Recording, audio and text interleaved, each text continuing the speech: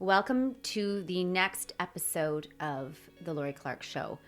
Today, this is a special day for me because I am here with Janna, and she has an amazing story to tell.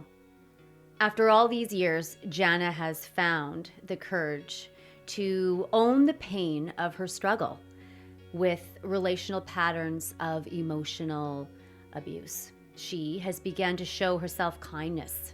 Right, Janna? Yes, I have. Yes. And empathy that allows her to share her story with you today. Janna's story is a part of many of our lives, and it's a story of a lifetime spent holding hands with unworthiness, shame, and lack of self-esteem, and not belonging. But this account of her life is a story that we can all relate to on many levels, and we can all see ourselves in your story. I know that I can see myself in your story, and I want to thank you for that because it is really powerful, and I want you to know that your story opens the door of possibility to create change for other people, other men and other women. This is a story of becoming. Janna, thank you for being here with me today. Thank you so much for having me. This is a long time coming. It is. Okay, so we have I'm to. excited. So our listeners will not have seen your face, but I did when we were. I saw your face, and when I said self-esteem, I said that you were holding hands with unworthiness, shame, lack of self-esteem, and not belonging. And I saw your face and you were like, but okay, I just want to say. And I want to mention before you answer, I want to mention that we have your lifetime of journals. Yes, we and do. Journal entries sitting between the two of us right now. Yes, we do. It's pretty cool. It is kind of cool to put it all together, yes. And see it when you were again. 18, did you ever think that your writing on a piece of, some of this is just on a piece of just a loose piece of paper. Did you ever think that at the ripe age of 52. 52. It's okay. Oh, It's okay. I wasn't okay. sure if I could tell your your age or not. I'm all like, good, I yes. don't know. But at the ripe age of 52, that you would actually be in a situation where you could look at this and go, oh my gosh, look what I have. Look what I did. Look at how I was. At 18, no. And years following, no. But it's something that for the longest time, I wanted to share somehow my story. So at 18, no, I did not. I've just always been one to just write my thoughts down because to me it was healing. And we're here now. And yeah. from your article, like from your entries, it's like it even helps you lay out a strategy or for some things. I mean, I was looking at one about going to a counselor's session, and you laid it out. You were like, okay, the pros and cons of going to counseling. And it's like you are able to articulate differently when you write on paper. I find my mind actually resolves my thoughts much better when I have it written down and I can look at it. It's something physical to look at, not just thoughts swirling around my head. Yeah. So it's one of the reasons I've just always written my thoughts down because it kind of breaks it down for me. And to be able to look back, it makes me look at it at a different, in a different perspective sometimes. Not always. Not sometimes. always. Yeah. Well, I think now, 18, 52, there's a lot of water under the bridge. Oh, sure there is. A lot of life has been lived. And, sure. and so for you listeners, I have, Janna we had a meeting, and she handed me a pile of papers. And Janna, I didn't even want to touch it, did I? I was like, oh, it's sacred. Like it was, I was like, okay, so I have to guard this. I felt like you were handing me a piece of your soul. And that is really something that I admire. You know, the fact that you are sitting here with this amazing, you know, collection of your life and story, and you offered it to me as this peek into your life. Yes. And now you're offering it to, well, I want to say the world, but I can see the fear in your eyes. You're like, don't say it. Don't say it. Well, I mean, it's not every day that people just open up their diaries to share with anybody that would like to read it. It's just that I felt, like I said, for the longest time, that my story has something in it. And with the lessons that I've personally learned in my journey, that I think could help somebody. And that's really what this is all about for me. Well, it is. And I want I'll to tell the story about how we met. Yes, please do. So our sons went to school together. Mm-hmm. We met there. But then we really, you know, there's that age where we started dropping off kids differently, and maybe even your son was walking to school. I don't remember, but I remember there was a clear mark where we didn't really see each other very much. We weren't mom friends back then. We were not mom friends back then. I was still in the throes. You have one child, I have 4. Yes. So I was still in the throes of, you know, raising young babies.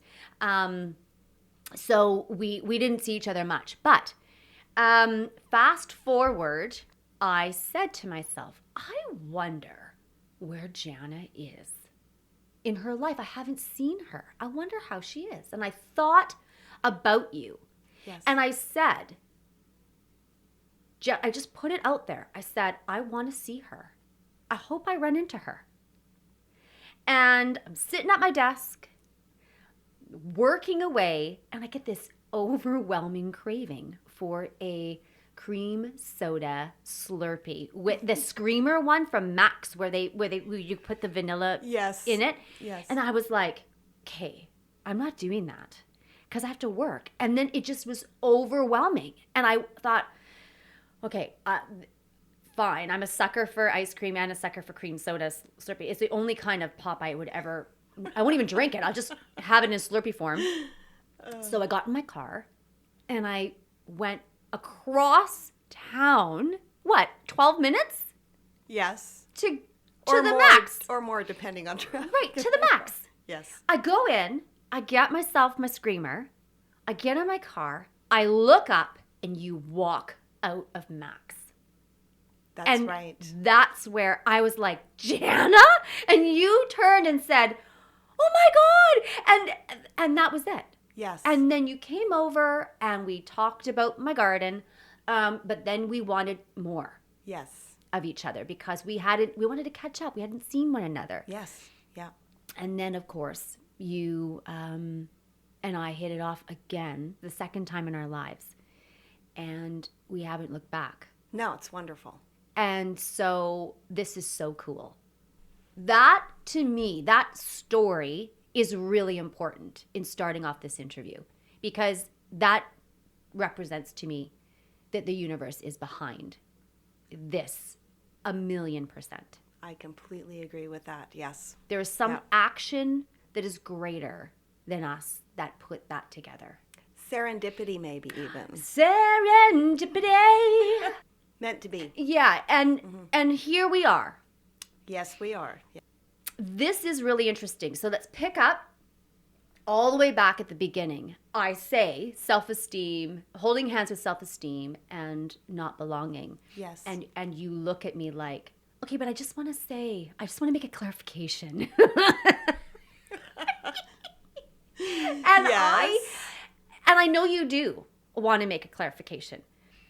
But before you do, I want to talk about the raw vulnerability you have in these journals. Okay.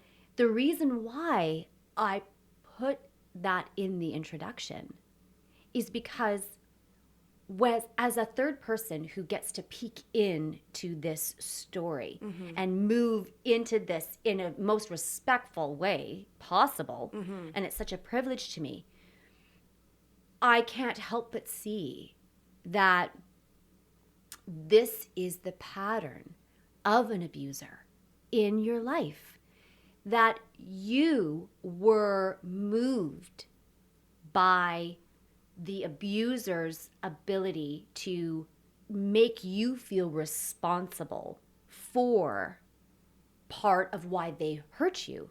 That forms a level of shame and not feeling like you belong, in spite of what you believed was so real. You believed, I'm a confident woman. And you say that in your writings, which Yes. is so amazing to me. And this is powerful for our listeners, that you are an amazingly confident woman. Thank you. Yet, you need to be loved. Yes. And you need to fix it. Yes, I do. And those two things can be taken advantage of. Okay. And as I read your writings, that is what I see. I want to read a little portion of what you said here. And I want you to start us on this journey of your life. Okay. And this is extraordinary. I am amazed at your courage. Thank you. I'm I'm amazed at happy. your I'm courage. happy to share it all. Janna, you know that part of telling your story is the fear of what people are going to do with it. The fear of, what if somebody writes in and says, something ridiculous? And I'm just saying that there's no space for that. Yes. Okay. I agree with that. Yes. Because I believe that people might have an opinion, or they might, do it differently. But nobody lives in your shoes. Nobody thinks your thoughts and is a part of your everyday life in the way that you are. Mm-hmm. And you see with a different perspective. We all do. Yes. Without question. Yes, absolutely. So we are not pointing fingers. We are not judging. This is about the reality of, I see myself in you, Janna. Yes. And I know that a 16-year-old, 14-year-old girl, 17-year-old man is listening to this. And they are saying, wow, this is about you saying, I'm 52 years old. I would like to offer you something that I discovered about myself. So can you just lead us in? You're 18. And what happens? When I met him, is Yeah. that what you would like to know? That from the very beginning, or?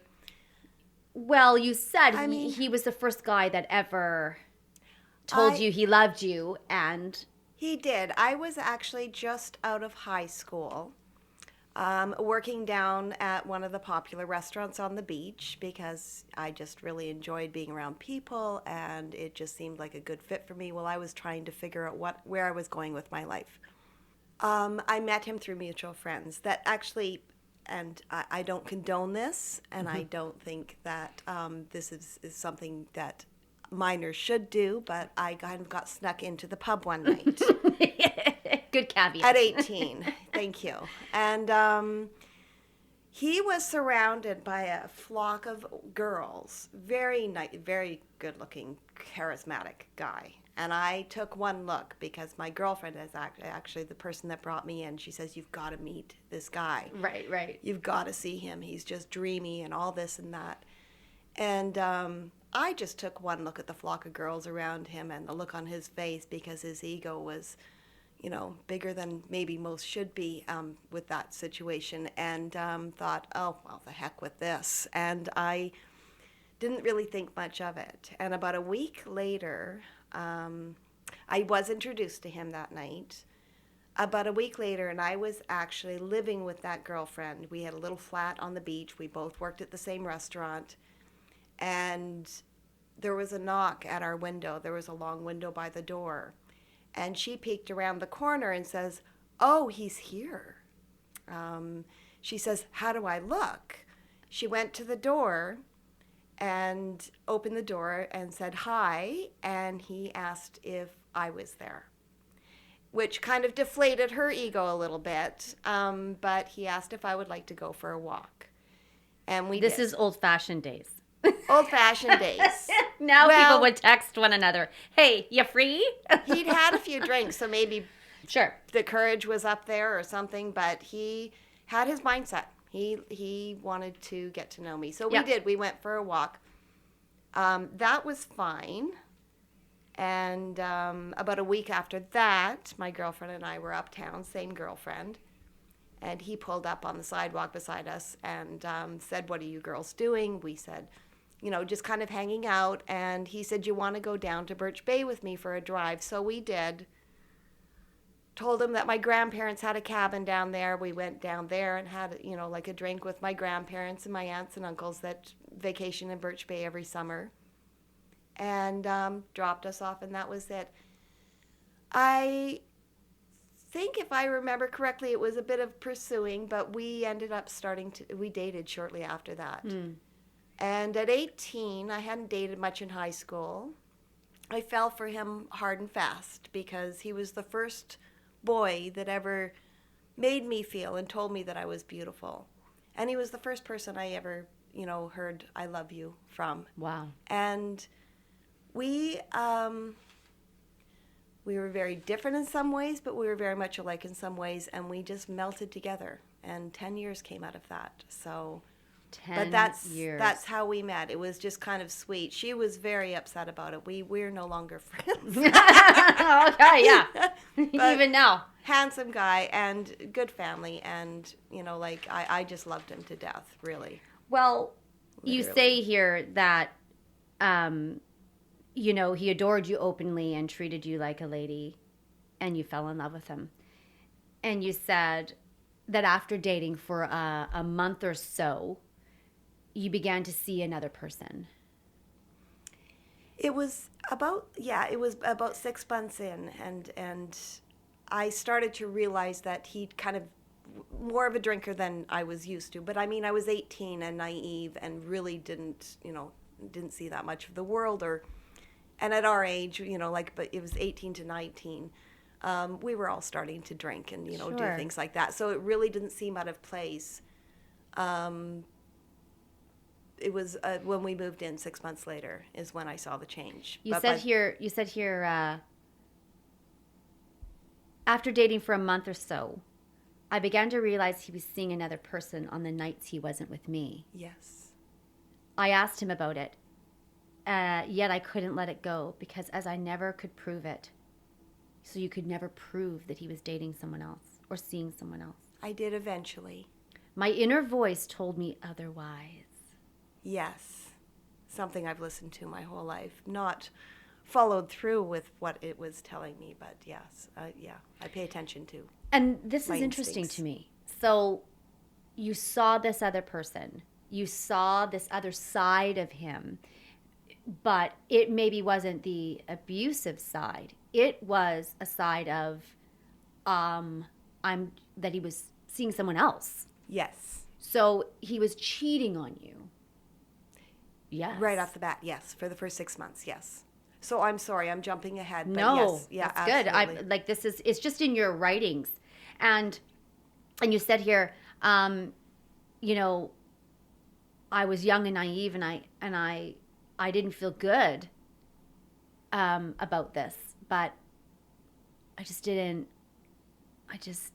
couldn't make that choice.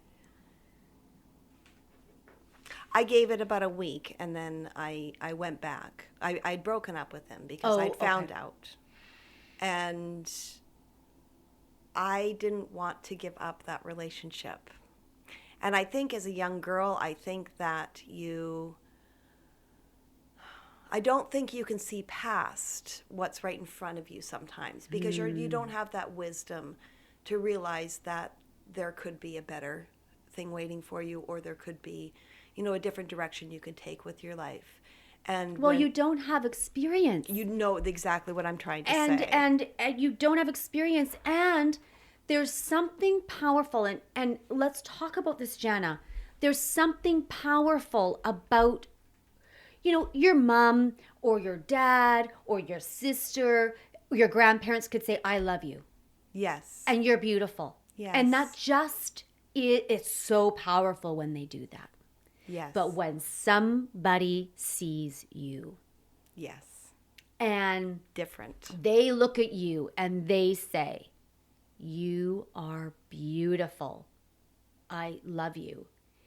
That opens a whole other aspect, especially when you're young. Love is beautiful, and when you hear it from someone and you see this offering and there's this different connection, it enlivens you. Yes, absolutely. It envelops you. It's Absolutely. just and you just, it's such a nice feeling. And which is why you say I couldn't see, like, No. you didn't know. You were just like, no, he adored me openly, and he made me feel like a princess. Like, absolutely. Like, he made me feel very safe, and like I was everything to him. Even when I was questioning the 6 months that he was dating somebody else when we started out. But beyond that, just there was a side of him, and I'm going to say a side of him that was very kind and very affectionate. My dad was a gentleman. My dad was one of the kindest men I knew. Would do anything for anybody. Would give the shirt off his back if it was the last shirt he had. And he was very much like that in the way that he treated me. And maybe it was that gentleman quality part of him and how he treated me and how he adored me that just sucked me right in. Like, I thought this, and I wanted a lifetime with somebody at that age. I knew I wanted to be a mom. I knew I wanted to be a wife, not something that ever happened. I was a mom, not a wife. But then, you just have these dreams, and we just go 3 steps ahead of ourselves with what life could hold. Right. And so you say here that you broke up with him, and then in your writing, you say, I walked to his house. I did. I didn't live too far away from him. And funny, and I'm pausing a little bit in my head because I look at my life now and how I deal with some situations now, and I know there's a quality of me that just has always, in every situation, I want people to be happy. I'm a fixer. And so if somebody isn't going to fix it for me, I'm going to fix it. It could be my sign. It could be just part of my makeup, but it's who I am. And so when I'm reflecting on my notes here, it's making me realize that part of me is still a part of me. I'm learning from that right now. I've had recent experiences where I've realized that maybe it's time for me to love myself a little bit more, and have somebody try to come to me and want to fix it. Rather than you're looking at almost adjusting the cycle. I am now, and it's so just, cool because you're 52. I know, and a lot of people say things like, "Well, I'm 52, so I'm just not going to change that." That's and people just accept that this is how they've lived, but there's always hope, and this is why your story is so compelling. And Janna, I just want to again, I feel like you need to hear this from me as we are having this conversation, because I think vulnerability can set in, and I want to keep shoring you up to let you know that what you're saying is real life. This is real life. Yes. You might see this sort of story in a movie, but this is real. And this is actually happening. Yes. In people that are 72 years old and taking their third stab at things, or 14. It doesn't matter what your identifying is. I have a penchant to fix. Yes. I want to be loved. Yes. And so I saw this guy, and let's be honest. Then you were the envy of every woman. If you had this guy, then, you know, everybody's like, oh my gosh, she got him? That's amazing. So you're naturally not going to want to lose him. And yet he filled something in you. So picking up the story, you go to, he's washing his truck, you say in your journal, Yes. he's washing his truck, and you make the move. Yes. It's funny how, you know, some things would just feel like they're yesterday, even though they were close to 30 years ago for myself personally. But yes, I remember the feeling of walking down there. I was a little bit nervous about it because, you know, as much as kindness and so many good things about him, there was an intimidation about him. I don't know if it was that he was a man. I don't know if it's because he was 4 years older than me at the time. But he had a strength about him, always did. But what's the difference in your mind? Let's clarify this for the young woman or the young man that's listening right now. Who knows, someone has said, hey, you know what, you have an intimidating presence, or you have a strong presence. What was it that intimidated people or you about this guy? And then what was the earmark of strength for you? Strength in, help me with that. Well, you said it. You said he was an intimidating guy. Very confident is maybe a better word. Very confident, and which can be very intimidating to people. Very intimidating, and so his confidence was just there was this charismatic. He was very confident. So I'm more of a passive personality, and so the difference would be. I knew what I wanted to say. I knew that I needed to come down and speak my truth with this guy because I'd been dating him for 6 months. So it finally came to the surface that he'd been dating somebody else. Okay, so this wasn't. So you broke up with him for a week, and then what happened? I wanted to go talk to him. I wanted to tell him, you know, that's how I felt. And at that point in my life, I think I was just between 18 and 19. I had enough strength within myself that to walk up to this boy that's technically my my first real boyfriend, and tell him how it made me feel. Wow. And tell him. So I let him kind of have it. I'm remembering, sorry, in my head as I'm talking. Good, remember away, we're all hanging. We're like, and what happened? He was charming. And so he charmed his way through your truth. He made it better. He made it better with his words. He was very charming.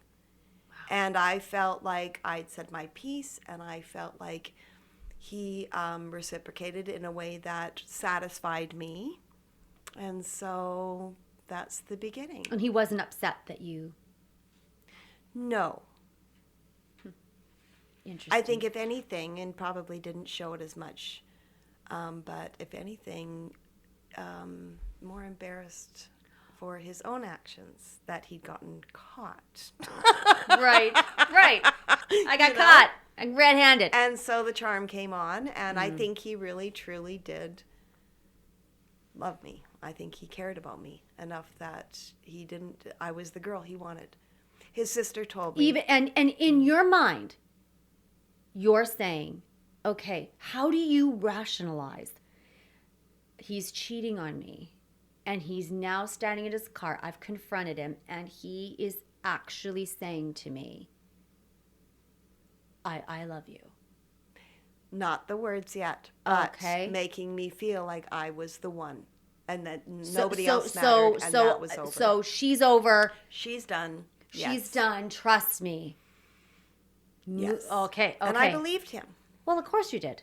Because again, like you said, part of that confidence that he had maybe led with was that it was you weren't, and where maybe your distinction when you would use the word intimidating, maybe in that sense you're saying you don't really challenge what he says when he says it with charisma, when he says it with passion. Well, yes. And there's also a part of me, and I have to be totally honest with you and everybody else and myself. I'm passive. To be in a confrontational situation is not my forte at all. There's some people that have been in my life that I would never win a war of words with them. I would probably back down because it's just also part of my makeup. And so when he comes across direct and charming and, kind of makes amends because I've spoken my piece, and I think he's actually said years later, kind of attracted to the fact that I did that. Right. And said, I don't know that I really went there with the intent to get back together with him. I really just wanted to say how I felt because I felt enough passion to do that. So, yeah. Very, very interesting, because then this story, and you write this and you go, I sometimes look back to that moment and wonder how different my life would have been if I had chosen to let it be, to have not gone over there. They say that life happens the way it happens for a reason. And then you move on and say, the facts are, I did go over there. And you say in your writing here, I begged his forgiveness. Even though I did nothing wrong, he cheated on me, not me. And we continued on for the next 9 years together. Yes. And that is so interesting that while you have an intention of going and saying, look, forgive me if I've done something wrong to you. I don't want to end this way. We're broken up. I'm calling you on it. I'm doing what I'm doing. And yet, you still needed his approval in those moments. Yes. Which had set you up then for the next 9 years. Yes. And I gave him that control. So that's amazing that you just said that. Yeah. Well, I know that now. But how many of us do that? I mean, I can think of many times. It's not something that you can't look at this and say, oh, I would never have done that. Okay, I can't do that. 6 months in, you see a different side of this guy. About a few months after that, yes, yeah, we got our first place together. You said within about 2 months, I was living with him, and after 6 months of dating him, we got our first place together. 2 things I didn't acknowledge: he was an alcoholic, right, and he would abuse me, be abusive to me. Didn't know either one of those things when for the I next 9 started. years. I didn't know either one of those things when I started. I didn't even really view his drinking as alcoholism at the time. Interesting. Until I was in a living situation. And too late. I mean, not too late, because we all can make choices to do the right thing for ourselves. And I really do think listening to your inner voice is really, really an important thing. It's there for a reason. But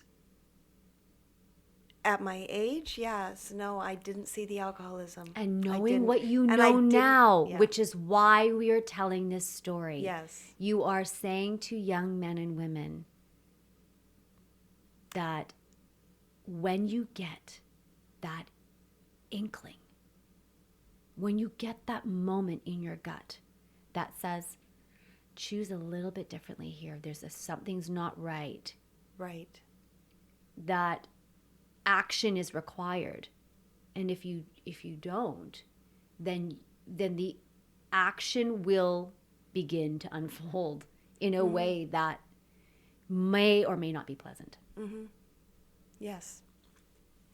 I mean, my personal story with this too is, and I think probably one of the reasons I gave in and why I just didn't fight it too much in the beginning, was because I did feel there's a part of me that felt very safe with him and very loved and happy.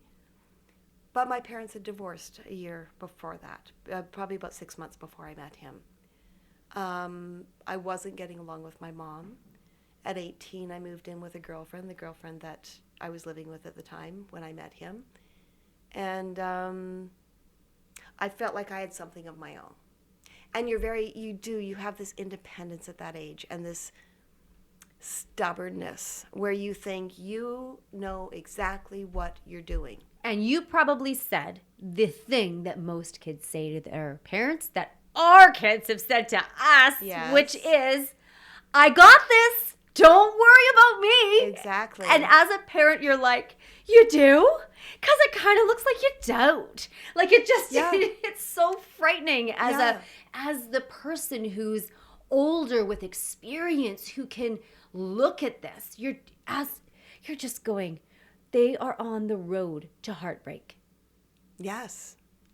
Knowing what I know now? Knowing what you know now, if you saw Absolutely. somebody doing this very same thing, or someone writes in or calls in or whatever, and you're going to be thinking to yourself, I know this person's me. Yes. I think that is the power of your story. If anything, that is where the mic drops. Right. Because you are freeing somebody in the middle of this moment where you're actually reliving it. It's one thing to have the conversation with me over a cup of coffee. Sure. I'm having an Americano, you're having a mocha. Yes. That's our life. It is another thing to have a microphone in front of your face, and as you come to the table today, you say, so then you're going to like edit this and it's going to go out? Yeah, that's what we're doing. So you're good with that, right? Yes. Yes, that is what's happening. Yes. And again, the writing is so amazing because you're journaling. What you're writing on this paper isn't lying. It's real. It's authentic. It's real time. You going, this is how I felt. Now, you might look at it and go, I don't remember begging for forgiveness when I was standing at his truck. Like, I don't remember that. And maybe you didn't actually beg for forgiveness. Maybe in your head you were going, just accept me. I wanted to fix something that I thought mattered to me at the time. Yeah. And that is huge. That is huge. And so when that's your motivator, when fixing is the motivation, would you say that you lost sight? Yes. And I've been repeating losing sight up until my age right now. I'm sorry for laughing, but perfectly honest. Your face, you're like, okay, so still learning. You are awakening. I am awakening. I do believe I am, yes. You are being shaken into wakefulness. I think I am. This is good. You get knocked in the head a few times, figure of speech, but you Yeah, get knocked in the head a few times, and you kind of stop after one or two times, and you think, well, wait a minute. You have to look at yourself. You have to learn from who you are, and you can't spend your life putting circumstances and events and conversations that aren't nice on another person. You have to take a step back, and you have to go inside yourself a little bit and find that self-worth where you think, wait a minute, am I doing the right thing for me? When you're 18, you don't have the complete, I should say, well, wherewithal. You're young. You're young. You think you're invincible, and you think you can handle any situation. It's a mixed bag, because I wouldn't go back and change one moment of my life, not 1 second of the years I spent with him, and change it. because I love who I am today. I love what I've learned, and I'm still learning. And I wouldn't change it. But on the other hand, yes, there's that, like afterthought where it's just like, I do wonder sometimes what my life may have been like if I would have done it differently. If I would have just said, you're a loser, bye-bye. Do you know what I mean? Not to be, No, I totally hear what you're saying. Yeah.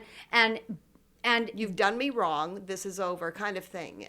But you look, teach people how to treat you. I don't regret 1 second of my life. I love what I've gone through, and good, bad, and ugly, and I'm proud of who I am today because of it, really. So what do you do with the sentence now that you teach people how to treat you? You wouldn't have known that back then. I wouldn't have known that back then. No. Yeah. And what you did was actually teach him that he could treat you with the charm, and he could pour it on. As you are pouring out, he can pour it on. You're saying the truth of how you're feeling.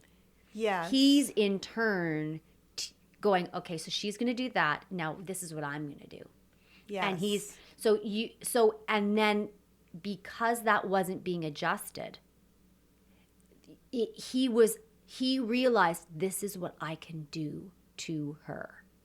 I can have this power. He molded me. Wow. And I let him. Whoa. But not realizing it. Do you know? Okay, so like just on a stop conscious for a level. second. Can you say that again? He molded me. He absolutely did. Looking back now, because he had that confidence and that strength of, personality, I believe 100% he saw that I was young and vulnerable, and not taking it, not in the way of wanting to take advantage of that, but maybe more using it to his advantage. Our upbringings were very different. He role modeled after his father, who was also the man of the family, but we're going back several decades, and times were different back then, but that's the role model he learned from. And what he found, and I've learned actually a lot of this because he passed away a year ago, and in getting closer with his mom, because I spend a lot of time with his mom, I've learned more about his growing up and his influences. And it just realized, it's just, I think what he found was his mom. Wow. Because we're very much alike, his mom and I. Wow. But she grew up with that, I don't want to put controlling into it, but put up with that stronger presence. Well, there was the her. patriarch, right? Like the patriarch rules And so the roost. when I say molded me, I think that he saw potential Sure. in having a relationship like he saw his parents have. Sure. With sure. me. But we all do that. We all, Yeah. we all find, I remember back in my time, like in my early years where I met a guy, and he reminded me of certain dynamics. Sure. And I remember going, like family-wise, and I remember going, wow. And it fit. Yes. It fit because it was something that I was familiar with. It was this energy that I was familiar with. Yes. When your dad is confident, when your dad is, aggressive and knows what they want, and you meet someone like that, you know how to deal with that because Yes. it just slips right in there because you're familiar. You don't have to learn to deal with that because you know how it's done. You were raised with it. Sure. When a parent is, people oftentimes are attracted to that same dynamic. Mm-hmm. So that's a gimme on his side. That's something that we know, right? Sure, yes. But again, there's the line. And there's the line that you suffered. You suffered incredibly. I did. Sorry. I'm sorry, but I do want to say, I want to pick up on when you talk about self-esteem, because at the beginning of this whole show, Yes. you gave me the side look over the microphone stand. It was like, about the self-esteem. But I want to bring it back there because right in your writing, you say, like, I knew there was this gut feeling, and I just chose differently. And that was your path. That was it. It pushed you down that path.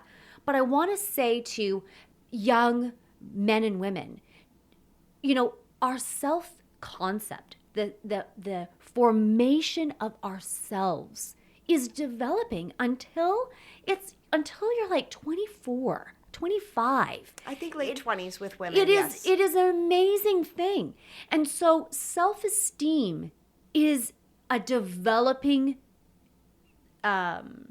thing within all of us. When we're really, really young, it's like you say, it's very hard to make those decisions. But self-doubt is what happens when self-esteem is damaged or is not developed. So you doubt that.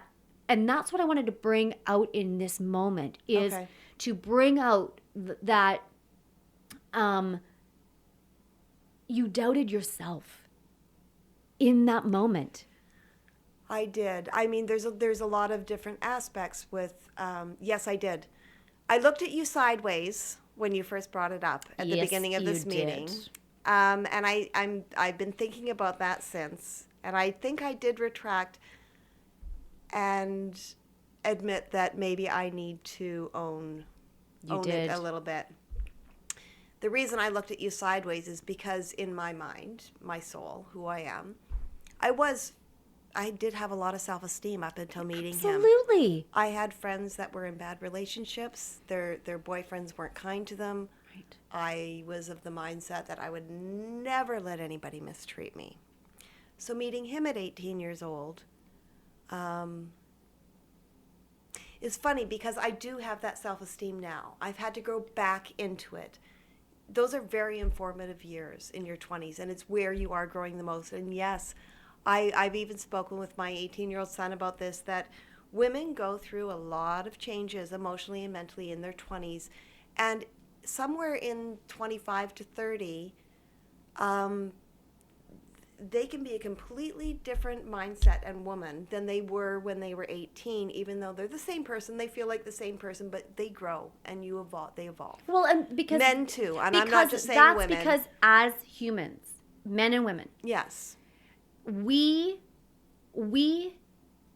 are developing our concept of who we are and where we are in the world. So what you're saying is absolutely right. I am not, people look at me and they go, you're not the same person that you were back then. And I'm like, no, because I was young. Yes. And I didn't have a lot of self-esteem back then. And I'm the first person to say, I was incredibly insecure. I did not have a self-concept that was okay. It is so foreign to me when I think back to my early years and the woman that I was, I just go, it is almost embarrassing for me to go, oh my goodness, I had no real idea about what it felt like to be confident, what it felt like to be worthy.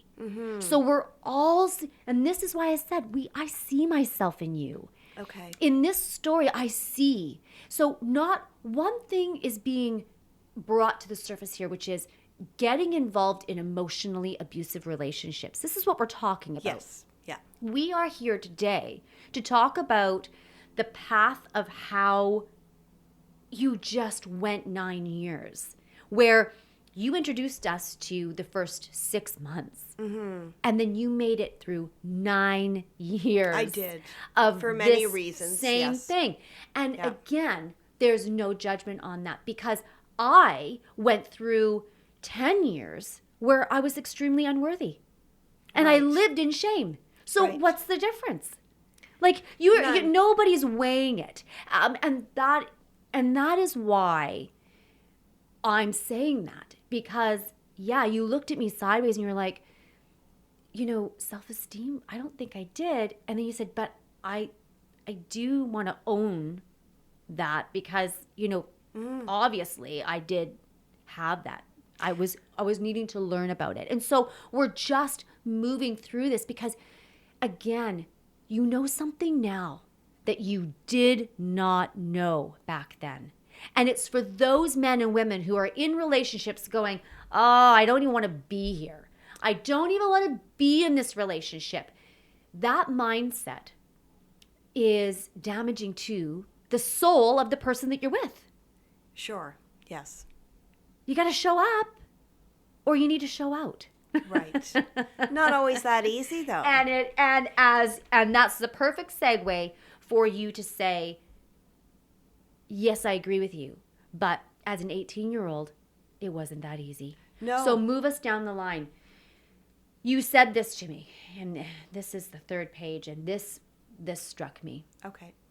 So you talk about going now for 9 more years, and you write, the abuse was verbal, but emotional abuse can be just as harmful to your psyche as physical can be. He didn't hit me because he was raised in a proper family.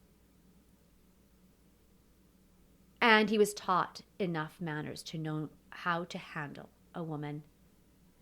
Instead, if I had done something to upset him, his lip would curl and he'd get a snide look on his face. And when that spit came flying at my face, I knew each and every time it was going to happen because of that look.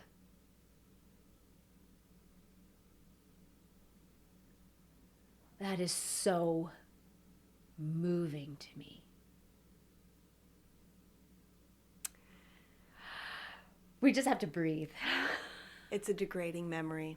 That's a hard one to share. That's a hard one to share. I know, I knew it would be, and so I want to give it space, and I also want to give you space. So we were and it was so far in, and it had been going on for so long. He would tell me that his mom taught him never to hit a girl, and so he did that instead. And so, it's so a degrading mean, memory. Yes, it's hard to yes. swallow. Yeah. I mean, I've grown. Thank you for sharing. I just like, so many years later. I'm looking at you and I'm watching you, and you know something. I know you feel like it's a degrading memory, but what I see right here is something called the rising. Oh, like the phoenix. That's what I see. It's because it's not something that I think about anymore. I mean, look, it's been so many years since, and it's not something that has wounded me to an extent that I've just carried it my whole life. Why is it degrading to you when, as you're 52 now, you left him when you were 28, did you say? The memory of it, because when you just read that, I was in the moment. And so I remembered that degrading feeling where you just, Can you take me back to, this is a very tender moment here. But if you would just take me back there. Because he was not hitting you. No, never did. But giving you another alternative, which was if you did something to upset him, then that equals a reaction from him. Yes. And his lip would curl. And what would he do? Would he start screaming at you? Like, he wasn't spitting in your face. He was yelling at you close to your face? In the moments that he did that action, that was all he needed to do. It wasn't every time.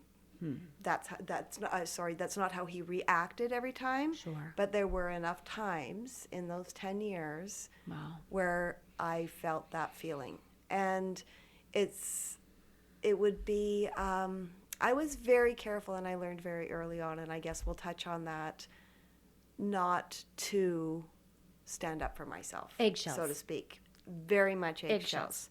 I was very careful, and a lot of times over the years and different days, I didn't really, it's eggshells, because I didn't really know what would set him off. I didn't really know how, what I said, what I did would set him off, but I knew what not to say very early on. And what would those, can you just tell the listeners, tell us, please tell us, what would you say? Can you remember? Yes. What did you say? There were 4 words. The first time he showed an abusive action towards me. Should I just tell this story or? Yeah. Okay. I didn't know there was a story with this. I'm just going off the. The first time, we had just moved into our first apartment, and we had so much fun. It was actually, we went to IKEA, we decorated it, and we were so happy. It was kind of our first place together. We had friends over one night, an older gentleman and his girlfriend that lived in the same building as us that we were friends with previously. And I mean, I'm 19. I'm just starting my life. I'm just getting out in the world. And as far as I was concerned, even at that point, I didn't see any shame in being my own person. I didn't see any shame in doing something if I knew I was being responsible towards people I cared about or, whatever. I didn't really think there was anything wrong with me doing anything I wanted to do. And so I did. And that night, we had just ordered pizza. The boys had run out of beer. And so across the parking lot from where we lived, there's a shopping mall, was a pub. And so the guys had suggested, why don't you 2 girls go grab us a couple 6-packs? And I had just turned 19, so it was kind of novelty to go into a bar. There were people that we both knew when we got there, and when we walked in, somebody had sent over a couple of shots. And still, I'm kind of like, it's Friday night, we've already had a few drinks at home, we're waiting for pizza, thought nothing of this. So you ordered pizza, you were waiting for pizza. The boys were at home waiting for pizza. The girl. So you felt like you had time. Felt like I had time, Okay. but even if I didn't, I wasn't that concerned because I was 19. Like, I mean, I don't know if there's 19-year-olds out there going to listen to this, but you kind of feel like you're your own person. Like, you can be responsible, and kind towards people in your life, but I didn't think there was anything wrong with staying and having a couple of shots. And really, technically, there isn't anything wrong because you should you should always maintain that independence. And you should always, these are things that I'm telling people now that I didn't know then. That I didn't pay attention to that. Because of the story. But you should hold that so independence and be who you are. And if somebody doesn't love you for who you are, then that's important. If you're not going to be accepted, I allowed somebody not to let me. I don't even know how to word this. Had a couple shots. We went back. Okay, wait, but you got to finish that. You allowed somebody to not accept who you were.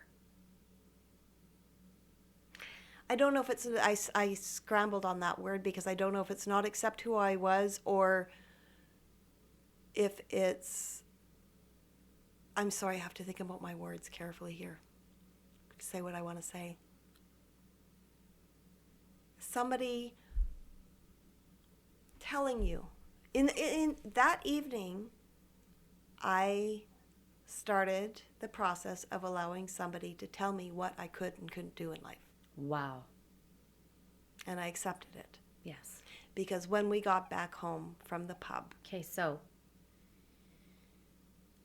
you go into the pub, you've got time, there's pizza coming. We stayed longer than we should have, yes. People, your friends were all there, you're allowed in the bar, you have your shots, you stay a little bit longer, it's across the parking lot, really. Yes. Okay, so then you and your friend get the beers. We get the beers. We did stay for a few shots, but honestly, it was like Friday night. We were just having fun. There's no reason to justify it. So you stayed longer. Second guess it for a second. Boom, you come across the parking lot with your beers. Go back to the apartment, and the lights are off. And I said, we haven't been that long, have we? She goes, only about 45 minutes. And I said, okay. And there's a couple of pieces gone from the pizza. It arrived. The boys had pizza. Her husband had gone home, And she goes, okay, well, I'll probably just say goodnight then. I went into our bedroom, and my boyfriend was sleeping in the bed. I'm putting quotations around sleeping because he was lying there. And I went in, and profanity started towards me. And I'd never really been spoken like that, or spoken to like that in my life by anybody. And so it startled me. I'm not going to say the words that he called me, but he started throwing names at me. And still feeling like that confident 19-year-old that I didn't do anything wrong. Right. I said 4 words that I never repeated in 10 years after that day. And Because this was the trigger. This was the trigger. I looked at him and I said, what is the big deal? He picked up a shoe, like a hard sole shoe, and I was standing at the door and hurled out a few names and threw this shoe. It missed me by inches, missed my eye by inches. I had to duck. It went right through the door because there was that much force behind the throw. And I think I slept on the couch that night. I'm pretty sure I didn't sleep in that bed.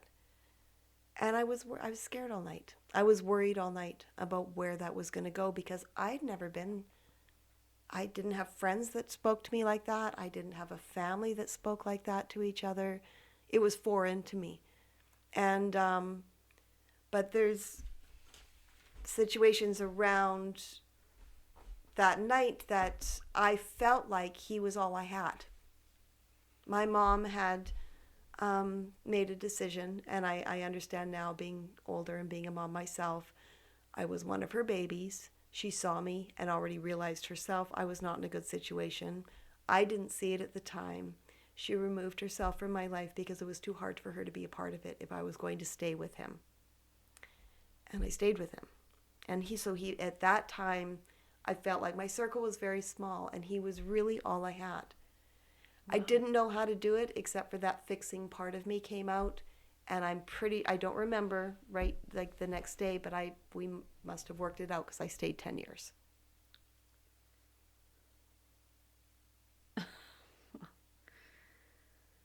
Wow. One moment, one night. Changed everything. Changed your life. Yeah.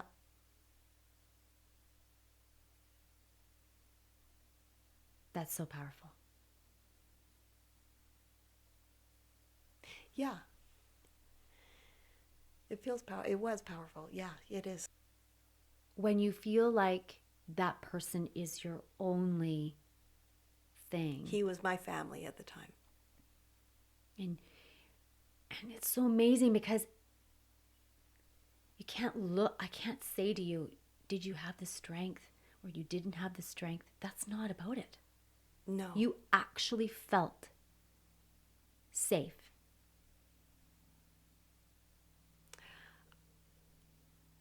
I probably excused it to being drunk and thought it wouldn't happen again. I'm pausing because I remember having that feeling where I thought, well, this won't. Maybe it was just a one-time thing. Maybe I just should be careful about how angry I make him, and I didn't mean to make him angry, and it goes back to me. Sure. Because you we've all had those people in our lives, right? Mm-hmm. Where it's that pleaser, where you're angry or someone's angry at you, and then you want to make amends. You want to figure out, why are you so mad at me? What did I do to, right? And then I'll never do it again. Or, you go out of your way. And this day started your walking softly or walking on eggshells. It did. And there's a part of my personality that holds strong to this day. And some people it works with and some people it doesn't. But I thrive on resolve, on healthy resolve. I always have. I always will. Well, because and when you say that resonates, because you, at the beginning of this story, you talk about walking to his car, walking to his house where he was washing his truck. And that's where, you wanted to resolve the difference that had happened. You had broken up with him at the beginning stages, and Oh, then, and he didn't like that. and he didn't like No. that, and so then he tried to, he coerced you, or he said whatever you wanted to hear, and here you are. So it's just about this. It's just so interesting how hindsight is so powerful. Isn't it? Yes. And there's so many things to say. Like, I wish for you, like, as your friend, I wish for you that you would have made a different choice and not, like you said in your writing, not gone. You didn't. No. And you cannot erase the time. All you're doing right now is saying these experiences are like the ash of my life, and I'm going to rise. And I'm going to allow the flame of refinement burn this in to, there's gold in there, the gold's coming out. Right. What is the gold? What you're doing right now. Because there is somebody that is sitting and listening. That's just... And there might be a young man who's saying, you know what? I don't want to be that guy. And I know I've mistreated somebody. And there might be a woman who says, I don't want to be that guy. I don't want to be like that guy, because I am the one that unleashes and does this emotional maneuvering, and it's not just exclusive to men. It's not just women are abusive in relationships. Mm-hmm. And so we need to understand that too. Sure. This is just about the fact that what is rising is you are making a choice. Well, and here's the thing about choices. We all have the ability to make them. I had the ability to make different choices back then. I stand strong, and I will. There's so many things I hold dear, and one of them is that I have learned to embrace any choice I've made in my life. I don't really regret not making a different choice back then. Because when you say things like, when I wrote down there, life happens as it does for a reason, you hear that all over the place. And I am doing this with you, Lori, because I feel like my reason, the reason those choices were made, the reason I maybe wasn't completely true to myself and maybe didn't protect myself enough back then, is so that I can share this now. So it's important to me that I did live the life that I live. I don't regret one thing. I don't think that, I'm not condoning that that's what everybody should do. This is just my journey. This is just the choices I've made. And if out of this, there is one person listening. Yeah. That throughout the process of this whole story and interviews that we'll do, that they can pull from that and maybe make a healthier choice for their life. They don't need to learn the lessons that I learned. Oh, this is so good. They don't need to learn the those healthier lessons. choice for their life. That's lovely. But I don't regret it. No, and nor should you. I don't look back and wish I could change it. I'm glad I went through every second of that with him. I didn't read this at the beginning, and I'll read it now. This quote says, "It's not what you look at that matters. It's what you see." That is how we are going to end this first segment, because it's not what you look at. This is a powerful moment. And perhaps there's someone out there who can allow this moment.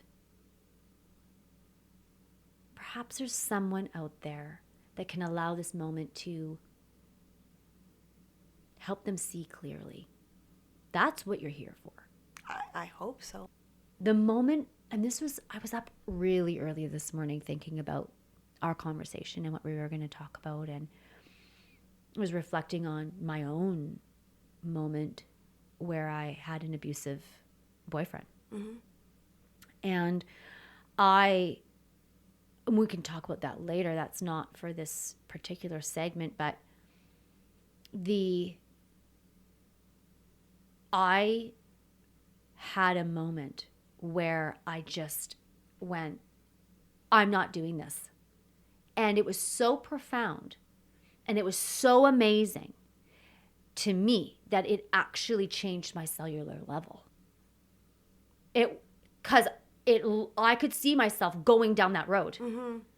And I remember it like it was yesterday. And I remember I had this body visceral thing that changed my cellular level where I went, no, not today. I'm not doing that. Mm-hmm. It took me a couple weeks, but I remember when I made the choice. Yes. And that added to my self-esteem. Mm-hmm. Making the choice at that young age contributed to the self-esteem that was forming, that said, hey, I can do this. If I am going to let people treat me a certain way, it's going to be in a way that's affirming and kind. And I knew, and we all know that you can say all that and life happens and you learn and people have to learn how to treat you, your brother, your sister, whoever is in relationship with you. But when you make that shift, you then require other people to shift along with you. Because now you kick into, now you're going to treat me the way I want to be treated. Well, it's boundaries. It's boundaries. And very important boundaries. Well, they're so important. And it's interesting because at your age, and at my age, I was actually, when this abusive boyfriend was in my life, I was like 15. Mm-hmm. And I was, that's by the grace of God that I was able to not start that pattern. For you, it's like you're 18, again, formative years, young and impressionable. It is not too late to begin to say, you can't treat me like that. And the consequences are, for some people out there, the consequence of leaving is death or close to death, or you feel like you're going to die. And so you have to, that is, I don't know how people are going to, make those adjustments, but there's something really powerful about you dropping this story into the lives of whoever's listening. The moment that you release the thing that has held you in chains, this story, this effect that it's had on you. You've spent your life and the last half of your life sorting through what has happened to you. Yes. And repeating the same thing over and over again in different forms. Sure. But today, the power of your story, the power of your journey is coming to a moment where you are actually releasing the chains. For the first time in 25 years, And yes. of shame, disappointment in yourself. And I want you to know something, that there is always, when you do this, when you make this moment your moment where you are rising, there is always somebody in the world that is saying, I get this. Well, good. I hope so. Me too. I've carried, this is story, my story, the first 10 years of my adult life has woven itself into my soul, into my everyday. It's my story. It's never left me. And it is something that I have spoken about over the years. It's why it's so important to me to do this with you, because I think for the longest time I wanted to share with somebody that wants to listen and maybe will benefit from it. But it's been my story. And to be able to become a perfectly raw form of myself and share, and there's going to be so much more that we will share. Yes. As it kind of untangles, is so healing to me. It's like for the first time since leaving him, sorry, 25 years ago, I feel like I'm actually able to see it for not what it is, but to see it as something that is my past. And not accept defining you. Not defining me, and allowing myself to be proud of the fact that even at 52, I'm wanting to learn why. I'm wanting to learn. It's not that I haven't. It's not that I haven't processed and grown and healed over the years, but this is different. Now, you said here, and huge to me. It is huge to you, and it's huge to me. To wrap this, yes, the last words you said after you talked about the look that he would give. We're going to pick up on this in the next episode. Okay. And we're going to end with this. You write, those were perhaps the more degrading moments during that 9-year period. I shouldn't discredit the verbal abuse I suffered from also. It's not important about all the things that he said to me, nor the number of times it went on, in brackets, daily. What's important is that it happened. Yes. You're going to make me cry. Yeah. That's beautiful. To me, it's important. To me, it's important. And so I want to thank you for sharing what has happened. And it isn't about the number of times. It isn't about any of those things. It's about it happened, and your story is worth sharing. Thank you. So that it can give possibility to someone. You are absolutely courageous. Thank you so much. Brave. And this is a moment for you. And I appreciate you literally removing your chains in my studio at this desk with me here. This is a privilege for me to witness. And I know that this effect is far-reaching. And this has made you the woman that you are today. And I know that there has been more struggle, which we will talk about. But the beauty is that you want to rise. That's the beauty. So I want to thank you. Thank you.